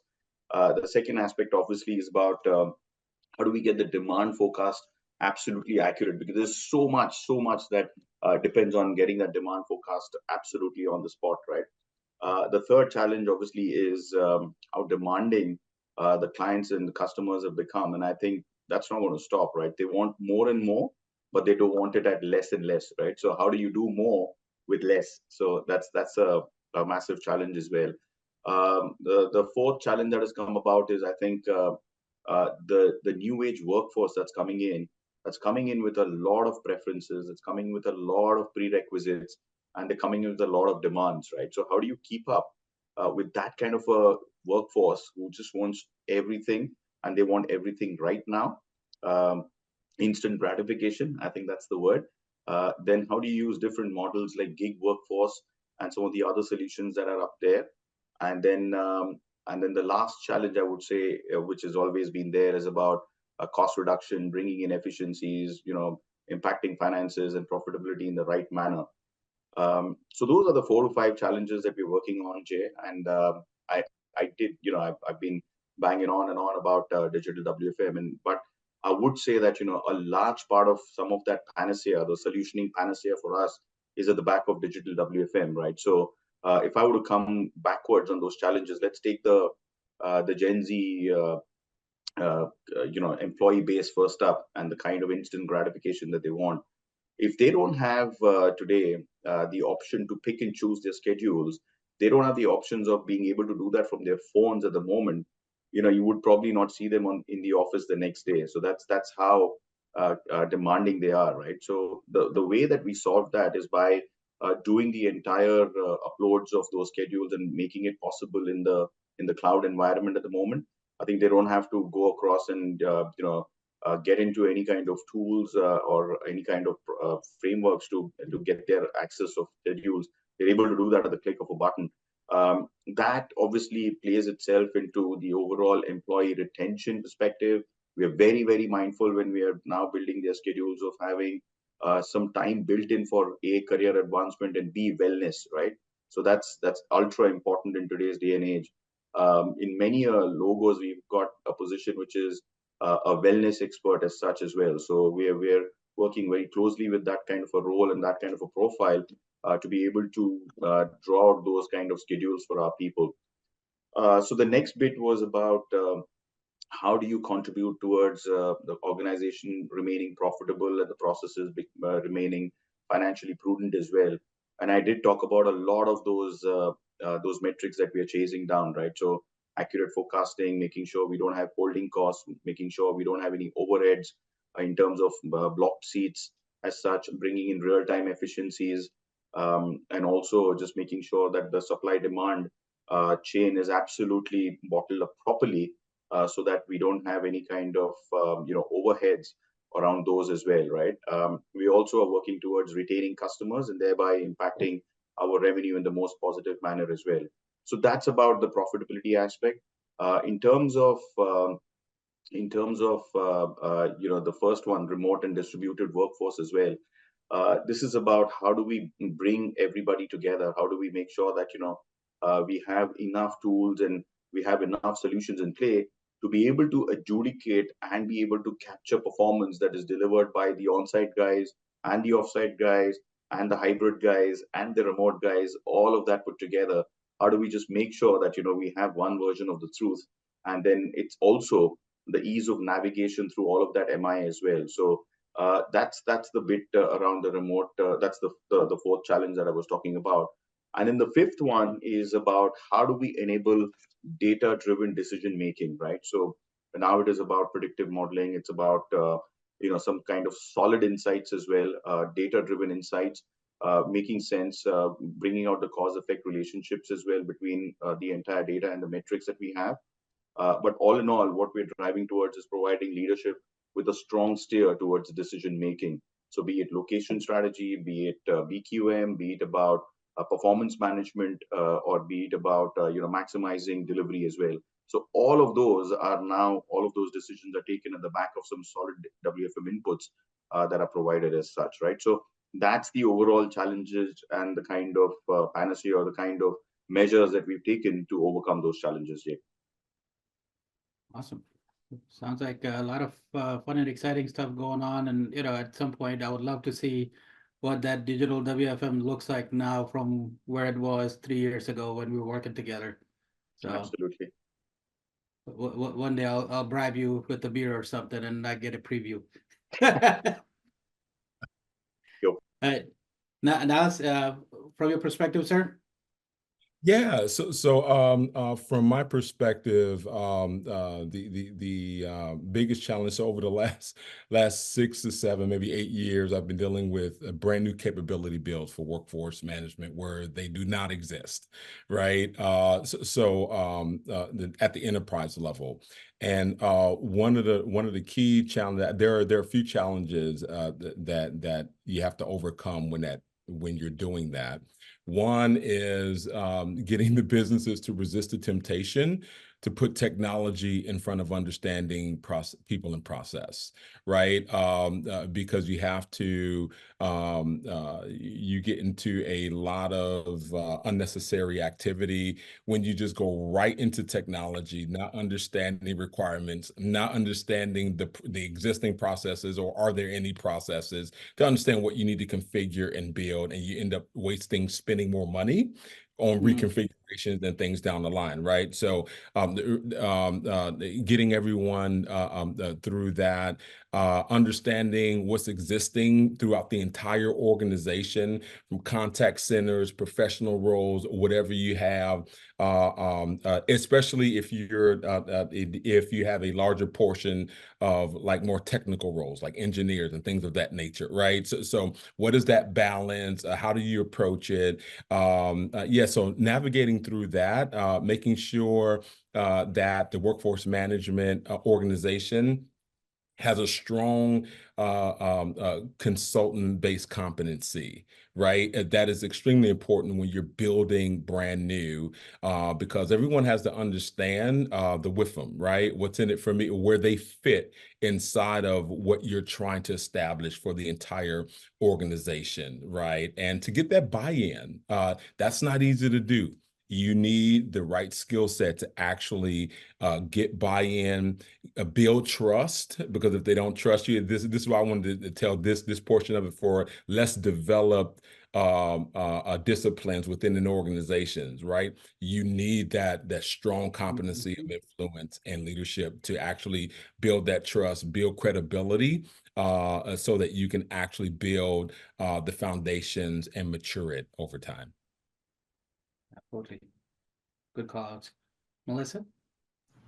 I'm so glad you gentlemen went first, because it was the point I was trying to make on both ends, from the very advanced to the building from the bottom up. So the point I'm going to make is I'm in a very different space right now, right? I'm coming into a brand new organization that has had a huge number of M&As, huge number of companies that they've merged into one company.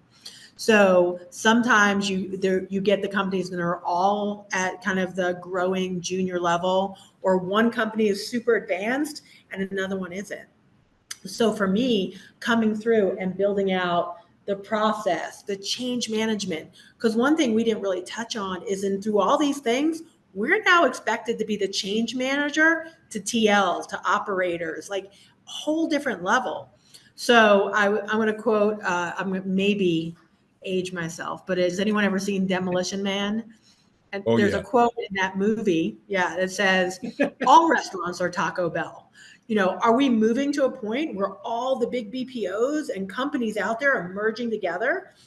I was part of a lot of banking mergers when I was in a captive organization. In healthcare, we did a lot of mergers. And now my last organization did a lot of acquisition, my current. So I think for me, again, learning how to quickly get out there, right process, train your team, influence change. When you don't have two people doing it a different way, you literally have 5 companies that have just come together, and you're trying to be the voice to build a global process when they have individuals. So I think for me, I think I've been personally developed over the years to know acquisitions, because I've just been in that space. So, and it's 2 realities for us. So for those of us in our world out there who are listening, who've been part of 2 very big companies coming together, and we just had some really big ones happen in the BPO space, now they're struggling to keep customers who are like, wait, I wanted to be diversified, and now you guys are just one company. And then the smaller companies are grabbing this up and saying, we can give you white glove service. So as WFM professionals, we need to come in quickly, whether we've been absorbed or we're the ones getting the companies. And how do you bring those workforces together in a positive way and seek to understand? And just because you were the big company, it doesn't mean your process was better. So that technology and people, I love that journey. So I think both of you really highlighted both ends. And I'm sorry, if you're a WFM leader who hasn't been part of a big merger, you really have to be good at that navigation. That's right. Speed to standardization and speed to proficiency takes a different challenge. Yeah. Awesome. All right, let's take a question from the participants. I'll take Lewis's question. I think we answered Abdul's question before, so I'll skip Abdul and go to Lewis. He's saying that that's how I started ratios, but then stomped into a planner because that is the one I see because it's tied to different products and portfolios. Not sure, Lewis, I follow your question. Shiva, is there a possibility to have Lewis go off mute and ask the question? Yes, Jai. Because I don't want to Yes, assume question for Lewis, rather have him ask it. Because I'm assuming this is Lewis has put the question in from a time and point where we were discussing something at that time, and it's relevant for that time, so I don't want to miss the context. At the same time, we have other people raise their hand, like Harold has raised his hand. Let's go to let's go to somebody that has raised a question then. Raise their hand. They can ask a question. Hi, Harold, you can talk now. Harold, you'll have to go off mute. Harold, you're there? Okay, so we have other person, Manjunath. Manjunath, you raise the hand. Would you like to ask any questions? Manjunath, you're on mute if you're trying to ask a question. I think these guys might be just giving us high five for doing an awesome job. All right, I know we're at last 5 minutes. Shiva, if you're okay with it, we'll just kind of pause it here. I really appreciated the conversation and interaction with all of you guys. Thank you for being very active participants and providing a lot of feedback and perspective. So hopefully for the larger team members that are on the call, hopefully it provides some meaningful insight for you guys to manage your business, help you guys grow a little bit. So thank you guys. Shiva, back to you, sir. Okay. Thanks, Jai, for wonderful moderation. And it has been really, very good. And I see that around 60 people have been listening to all the conversations, a few of them on and off. And we had around 170 registrations. Awesome session and wonderful questions raised by you and also the audience who have asked. Wonderful. Really take this opportunity to thank and express my gratitude to Jai, Melissa, Nell, and Habib. Thanks for taking your time out to share your insights and valuable thoughts and experiential sharing. We are already on live on FB, and a lot of them are watching, and we will have this video uploaded on our YouTube channel. This will benefit thousands of them, and this is really very good session.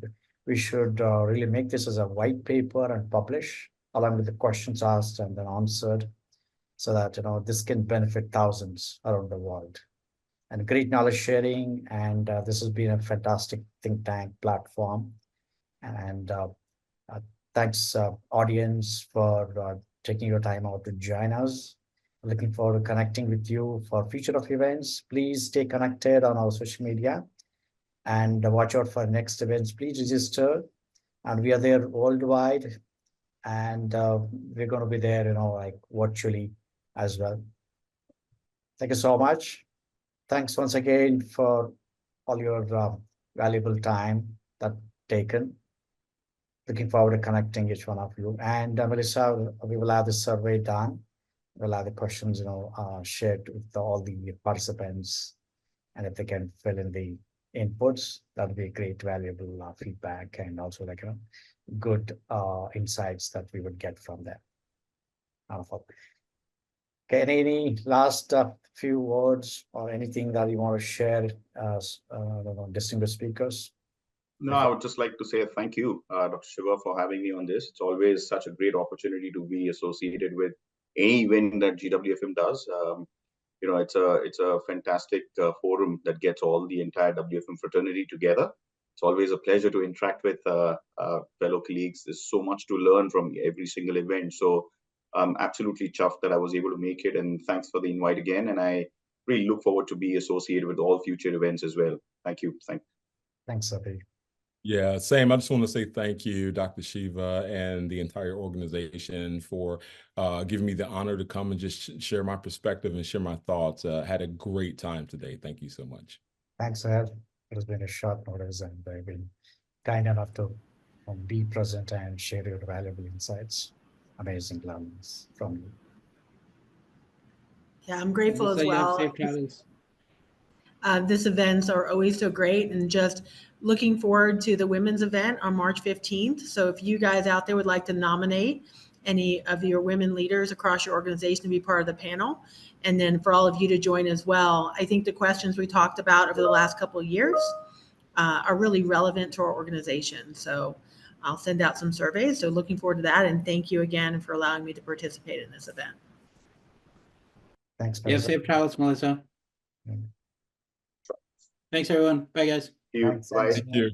When leadership roundtable is going to be another exciting event this year. We do this every year.